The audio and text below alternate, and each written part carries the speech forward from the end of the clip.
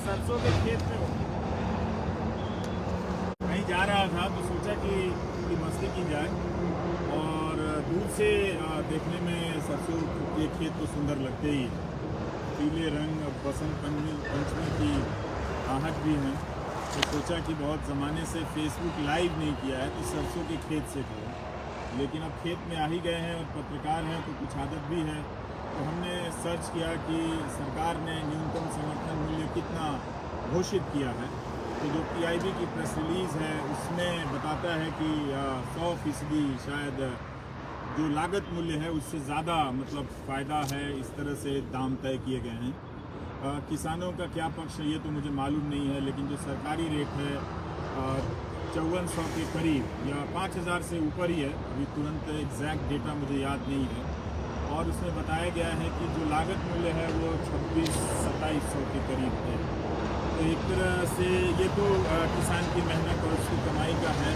बाज़ार में इस वक्त क्या कीमत चल रही है वो तो हम नहीं बता सकते हैं, पर मेरे दिमाग में जो चल रहा है वो हम आपको बता सकते हैं कि हम फेसबुक लाइव पर हैं और कहीं जा रहे हैं जहाँ किताबों की दुनिया है, बहुत सारे लेखक जमा हो रहे हैं। तो उनसे बातें करेंगे, देखेंगे वो क्या बात कर रहे हैं आज के ज़माने में। लेकिन खेत खलियान के बीच आना तो बहुत सुंदर लगता है। ये इसमें प्याज भी है और गेहूँ भी एक तरफ लगा हुआ है इन खेतों में, लेकिन बहुत सुंदर लग रहा है। अगर आप हाईवे से देखें इन पीले पीले फूलों को, एकदम हीरो टाइप फीलिंग आती है, लेकिन एक्टिंग तो आती नहीं है। और हम लोग TV में काम करते करते थोड़ी बहुत आ जाती है एक्टिंग, ये सब भी उसी का हिस्सा है। पर अच्छी बात यह है कि और आप लोगों से बहुत शिकायत है कि फेसबुक पर मेरा वीडियो आप लोग क्यों नहीं देख रहे हैं, ज़रा बताइए। आपको देखना चाहिए, शेयर भी करना चाहिए। यूट्यूब में तो इतना देखा जा रहा है लेकिन फेसबुक में नहीं देखा जा रहा। पर कोई बात नहीं, जिन लोगों ने भी स्टार बटन दबाए हैं, मुझे मदद करने की कोशिश की है, तो उनके लिए एक शुक्रिया तो बनता ही है सरसों के खेत से। और जो नहीं दबा पाए उनके लिए और भी ज़्यादा बनता है, क्योंकि किसी को कम नहीं लगना चाहिए कि वो मेरी नज़र में कोई कम है। आप सब मेरी नज़र में बराबर हैं और जो प्यार मिलता है वो बहुत ही शानदार है। और हमने सोचा कि कोई कविता पढ़ दूं, लेकिन उस दूसरे फ़ोन में है जो हमारे दोस्त सत्यानंद कैमरा पकड़े हैं, पर वो अपना फ़ोन से निकाल पाएंगे कि नहीं निकाल पाएंगे। लेकिन मैं कोशिश करता हूं कि एक केदारनाथ सिंह की कविता यहाँ से सरसों के खेत से पढ़ दूँ, क्योंकि वो गांव देहात समुंदर के किनारे और समुंदर की लहरों की आवाज़ के कवि हैं।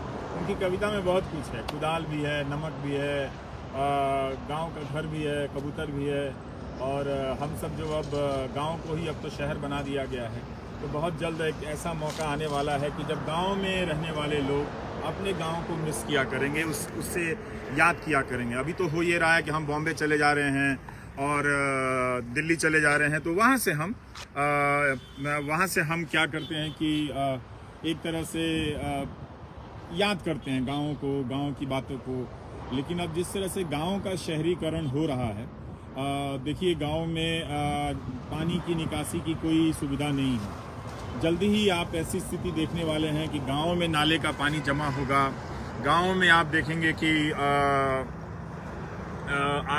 कि नाला का पानी जो है बजा रहा है, क्योंकि वहां पर इस तरह के सीवेज सिस्टम नहीं बनाए गए हैं। जबकि गांव में भी कंक्रीटीकरण बहुत ज़्यादा हो गया है, तो इस पर ध्यान देने की ज़रूरत है। अब ये जल नल कल योजना जो पहुंची है, तो उसमें हुआ ये है कि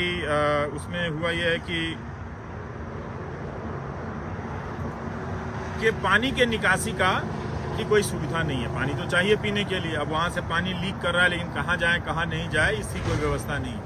तो गाँव को लेकर जिस तरह से शहरों की योजनाएं बनाई जाती हैं, इससे पहले की जो स्थिति हमारे हाथ में है, जो स्थिति है वो हमारे हाथ से निकल जाए, बहुत ज़रूरी है कि हम गाँव में नगर योजना जैसी कोई चीज़ बनाएं। गांव का अपना एक मास्टर प्लान हो कि कहां पर क्या चीज़ हो। तो ये मेरी नज़र में कई लोग पूछते हैं कि अच्छा बताइए क्या समाधान होना चाहिए। तो मेरी नज़र में ये एक समाधान है कि भारत के जो गांव हैं हमारे, उन गाँवों के लिए अब मास्टर प्लान की बहुत ज़रूरत है। कहीं से कोई पंचायत भवन बना दे रहा है, कहीं से कुछ बारात घर बना दे रहा है, और कहीं कोई सुविधा नहीं है, तारतम्यता नहीं है। तो अगर आप बाहर के देशों में जाकर देखें तो उनके गाँवों को भी बहुत संभाल कर रखा गया है। तो बात केदारनाथ सिंह की कविता की हुई है, तो मैं कविता पढ़ना चाहता हूँ। इस कविता का नाम है भोजपुरी, और केदारनाथ सिंह लिखते हैं, अब दिवंगत हैं, अब हमारे बीच नहीं हैं, पर बहुत ही शांत किस्म के कवि थे। बहुत ही आप क्या कह सकते हैं कि मासूम और बहुत ही निष्प्रिय, आप कह सकते हैं, बहुत ही और प्यारे कवि थे। तो वो लिख रहे हैं कि इसकी क्रियाएं, भोजपुरी शीर्षक है, इसकी क्रियाएं खेतों से आई थी। जहाँ मैं खड़ा हूँ सरसों के खेत में, तो इसकी क्रियाएं खेतों से आई थी, संज्ञाएं पगडंडियों से। इसकी क्रियाएं खेतों से आई थी, संज्ञाएं पगडंडियों से। बिजली की कौंध और महुए की टपक ने इसे दी थी अपनी ध्वनियां। शब्द मिल गए थे दानों की तरह, जड़ों में पड़े हुए। खुरपी कुदाल के युगल संगीत से इसे मिले थे छंद। भोजपुरी के बारे में क्या है? मेरी माँ का ख्याल था, चिरई चुरुंग इसी में सुनाते हैं अपने बच्चों को लोरियां। गांधी बाबा भी बोलते थे इसे, कहती थी वह, उसने एक बार रेडियो पर उनकी आवाज सुनी थी। लोकतंत्र के जन्म से बहुत पहले का, क्या सुंदर आप देखिए, लोकतंत्र के जन्म से बहुत पहले का एक जिंदा ध्वनि लोकतंत्र है यह। भोजपुरी के बारे में क्या है? लोकतंत्र के जन्म से बहुत पहले का एक जिंदा ध्वनि लोकतंत्र है यह, जिसके एक छोटे से हम में, हम बोलते हैं ना भोजपुरी वाले लोगों ने कहा कि नमस्कार मैं रविश कुमार मत बोलिए, बोलिए नमस्कार हम हैं रविश कुमार। तो इसमें हम है मैं की जगह। तो केदारनाथ सिंह क्या कहते हैं? लोकतंत्र के जन्म से बहुत पहले का एक जिंदा ध्वनि लोकतंत्र है यह, जिसके एक छोटे से हम में तुम सुन सकते हो करोड़ों मैं की धड़कन। जिसके एक छोटे से हम में तुम सुन सकते हो करोड़ों मैं की धड़कनें। किताबें जरा देर से आई, इसलिए खो भी जाएं तो डर नहीं इसे, क्योंकि जबान इसकी सबसे बड़ी लाइब्रेरी है आज भी। किताबें जरा देर से आई, इसलिए खो भी जाएं तो डर नहीं इसे, क्योंकि जुबान इसकी सबसे बड़ी लाइब्रेरी है आज भी। कभी आना मेरे घर, तुम्हें सुनाऊंगा, मेरे झरोखे पे रखा एक शंख है। कभी आना मेरे घर, तुम्हें सुनाऊंगा, मेरे झरोखे पर रखा एक शंख है यह, जिसमें धीमे धीमे बजते हैं सातों समुद्र। भोजपुरी के बारे में केदारनाथ सिंह कह रहे हैं। लेकिन हम जिस मिट्टी पर खड़े होकर आपसे बात कर रहे हैं, फेसबुक लाइव कर रहे हैं, वो मिट्टी कुछ राजस्थान की है, कुछ हरियाणा की है, और उनकी शानदार बोलियों की है।